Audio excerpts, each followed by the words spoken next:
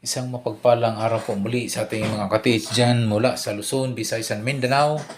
Dyan po sa Zamboanga, muchas gracias, amigo. Bago po ako magdikod, mag-analisa po sa isang treasure marker sign na pinadala po nating katiits. Ito ay nagpapatulong sa pagdikod po at pagpapa-analisa po. Bago po ang lahat, ay akin pong pinasasalamatan po yung aking mga subscriber, aking mga followers po sa aking YouTube channel mga katiits. Thank you so much sa walang sawang pagsubaybay po at sa pagsuporta sa aking YouTube channel mga katiits. Yung mga gusto pa lang magpadala po ng mga picture po ng mga treasure, signs, marker, and symbols po, pwede niyo po ipadala doon sa aking YouTube, sa aking Facebook page, Alejandro Sanchez po, yung naka-sunglass po ako doon. Yung profile ko po doon, naka-sunglasses po ako doon. Yun ang pipiliin nyo po, Alejandro Sanchez po, na naka-shade po ako doon or naka-sunglass po. So, ito po mga katiits, ito'y padala po ng ating katiits na mula dyan sa Visayas po mga katiits, ay isang napakagandang marker stone na ito'y hugis elephant mga katiits. So, ito po ay isang medyo malaking big boulder marker sign na mukhang elepante po mga katiits. So, ito po ay mga ginagamit po ng mga Japanese po, yung minsan yung mga karakter po ng hayop, mayroong ibang mga lizard, mga pagong, mga frog, or mga iba't ibang mga hayop po na kanilang ginagawang marker, sign, symbols po sa treasure po na kanilang ginagawang marker po. So ito po mga katiits ay atin ang tulong-tulungan po i-decode, i-analisa po yung padala po ng ating katiits dyan sa Merjan in Visayas. Ang isang marker po na hugis elepante po. Isang malaking elepante po na pagkahugis po itong isang marker treasure po mga katiits. Ito po mga katiits ay akin pong napapansin po na isa pong napakalaking hugis elepante po ito at may magandang may dalawang mata, may tainga po. Itong tainga ay medyo po ay pababa po yung kanyang tainga. So talagang ito ay hugis elepante po, isang marker sign ng treasure mga katiits. Ito mga katiits ay tingnan nyo po yung mismong bato na ito na ginawang markers mga katiits. So ito po ay isa pong napakagandang marker po ito at ang pwede po, yung items po ay nasa paligid lamang niya po ito mga katiits. So tingnan niyo po yung apat na anggulo o yung angle, yung kanto nito mga katiits from east, west, north, and south mga katiits. So ito po ay isa pong isang legit po na marker stone mga katiits. Ito po ay madalas po ay ginagamit po ito ng mga Japanese, Koreano, and Chinese mga katiits. So ito po ay titingnan po natin sa pagdilikod po kasi sa pag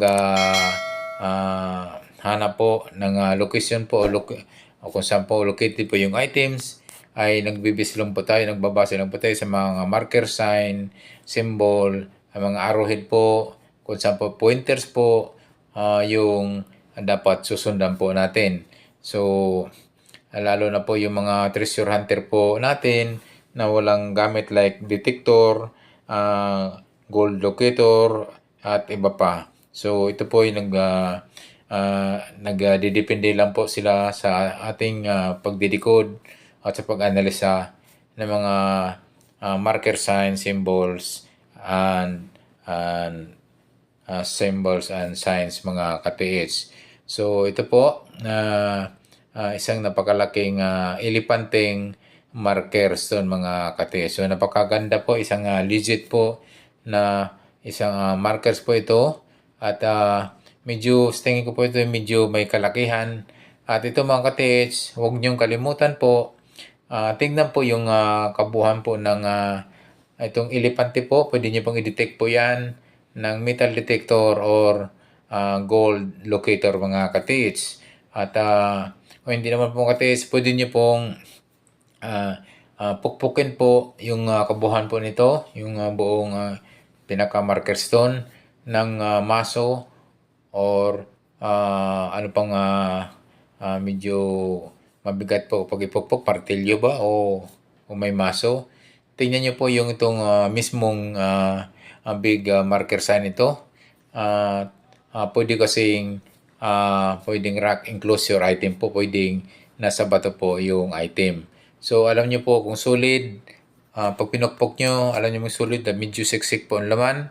At alam niyo po pag ampaw, medyo maluwag po ang loob nun. Posible pong may item po yan mga ka-TH. At ito'y lamang ay tinatakpan lamang po. Pwede pong ginagamitan ng man-made cement po. At ito po ay kukulayan po para hindi lang malata at ipapantay po sa natural stone mga ka-TH. So ganyan po ang ginagawa ng mga Japanese para lang malihis at maitago po yung mga treasure item mga ka-TH. So ito po, may pangalawa po. Yun nga po huwag niyong kaligtaan po na pwedeng pukpukin niyo po, baka may rock enclosure item po yan mga ka-TH. Ito po yung pangalawa ay mayroon pong isang ito'y naka-pointed na dulo matulis sa bandang waist area mga ka-TH. So i-check nyo po at ito po eksakto doon sa kanyang tainga na ito'y mukhang nakaturo po papunta ng waist waist area mga ka-TH. So pwede niyo pong tingnan po sa distansya po ng 1 meter hanggang 4 meters mga ka-TH yung waist area. Kasi nga po, base sa kanyang naka-pointers po na matulis, naka-engrave po. Ito'y sa bandang niyang kaliwang tainga mga ka-TH ng elepanteng hugos elepante mga ka-TH. So, itry niyo po sa distansya po ng 1 meter hanggang 4 meters po. Kung ano pong mayroon po nito sa dulo mga ka-TH, itry nyo lang. Kasi nga baka mayroon pong itong marker, sign po nito isang marker, pinaka-marker, boulder marker ito ay pwedeng mayroon yung coordinated na bato or mayroong countersign na bato na malapit po sa kanya. So, i-check nyo po yung apat na paikot ng kinalalagyan po itong isang elephant marker nito. So, yung apat na kanto, east, west, north, and south, i-check nyo po yan. Pwede nyo pong i-check po ng metal detector sa layo po ng 1 meter in between po ng 1 meter to 4 meters po ang layo, distansya po mula dito sa elephant markers to nito mga ka-TH. So ito po mga ka-TH, mayroon pa akong napapansin mga ka-TH na yung naka-align po ng mata, ito'y nakaturo pa din sa mayroong dito po sa palagitnaan po ng south and west mga ka-TH. So pwede pong mayroon siyang tinitingnan dyan sa baba niya. I-try nyo lang po 1 meter to hanggang 4 meters po ang distansya mula dyan sa kanyang kinalalagyan po mga ka-TH. Try nyo po kung anong mayroon dyan. Baka mayroong bato na di ganong kalakihan at mayroon siyang hugis may dalawang mata o hugis elepante din o may naka-engrave po dyan. Pwedeng magiging countersign kasi yan, pwedeng coordinated markers na nag-pinpoint po sa item ka-TH. So ito po, sana po ay inyong nasundan po. At dito po kasi sa pagdidikod, hindi po natin masabi na 101% po.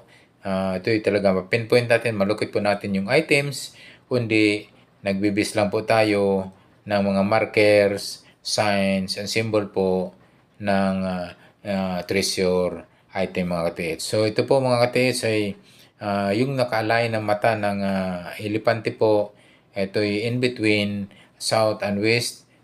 I-check nyo po dyan sa layo po ng 1 meter hanggang 4 meter distance po sa stone marker na elepante ito mga ka-TH. So ito po mga ka-TH ay isang napakagandang markers ito ay isang talagang man-made na ito ay inukit. Talagang sinadyang ito ay magpupurma po ng isang elepante po. Isang ulo, isang head po ng animal po na elepante ang kanyang hugis mga ka-TH. So ito po mga ka-TH ay sana po kung ito po ay tingnan niyo po yung paligid nito kung walang kasama ito na mga pwedeng magiging countersign o coordinated markers na magtuturo po ng item mga ka-TH. So po pwede niyo pong i-check po ng gold locator or metal detector po sa distansya po ng 1 meter hanggang 4 meters po ang layo mula dito sa pinakabiga boulder markers nito ng hugis elepante mga ka-TH. So sana po ay nasundan po ng ating ka-TH na nagpapadala po ng isang big boulder marker na hugis elepante. So yung apat na sulok po mga TH, tingnan nyo po ha. Baka mayroong mga pwedeng di ganong kalakihan na bato na nasa paligid niya na nagdidistansya po nga ng 1 meter hanggang 4 meters po. Bandang east, bandang west, bandang north, and bandang south mga ka-TH. So yung pong apat na sulok po ay titingnan nyo po yan. Baka mayroong coordinated counter na mga pwedeng nag-pinpoint po ng items po mga ka-TH. So ito po mga ka-TH, huwag niyong kalimutan po na maka-rack enclosed item po ito. Yun nga, sabi ko, pwede niyong pukpukin ng maso yan. Alam niyo naman po yung tunog solid at tunog ampaw. Pag tunog ampaw po mga TH, baka ito'y mayroong laman yung medyo pabilog po na elephant markers ito ng mga TH at pwedeng may laman po ito ng items. Pwedeng isang gold bar, pwedeng mga gold coins or silver coins po, pwedeng relics o pwedeng jewelries mga ka-TH o isang giveaways mga ka-TH na dyan rack enclosure po yung item mga ka-TH. So lahat po ng anggulo dapat po ay titingnan po natin para po masiguro po natin na hindi yan masasayang at hindi po natin makaligtaan po yung dapat po i-check po at titingnan po yung mga pwedeng nakaturo pong mga pinpoint pong arrow, marker, symbols po and sign mga ka-TH. Ito po mga ka-TH ay napakagandang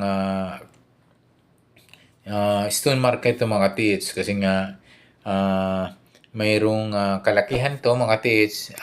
Pag mga ito kasi mga TH medyo may kalakihan ng mga big marker o big boulder markers po ay medyo malayo po ng konti at medyo distancing po ang items nito mga ka-TH. So yan mga ka-TH, so kaya nga yung apat na anggulo ay dapat yung tingnan ng maigi upang ito'y hindi masayang at malukit po yung items. At kung mayroon naman po kayong mga treasure hunting equipment like metal detector and gold locator and the better mga katis na yan ay quick malukit nyo agad yung items dahil nga pwede nyo masagap, madetect like metal detector and gold locator mga katis. Okay po mga katis, sana po ay inyong nasundan at ako ay nagpapasalamat po sa inyong walang sawang pagsubaybay sa aking YouTube channel. At don't forget to hit the notification bell button para updated po kayo sa aking mga YouTube papalabas at pag-subscribe na rin mga katis. Thank you so much for watching. God bless us always.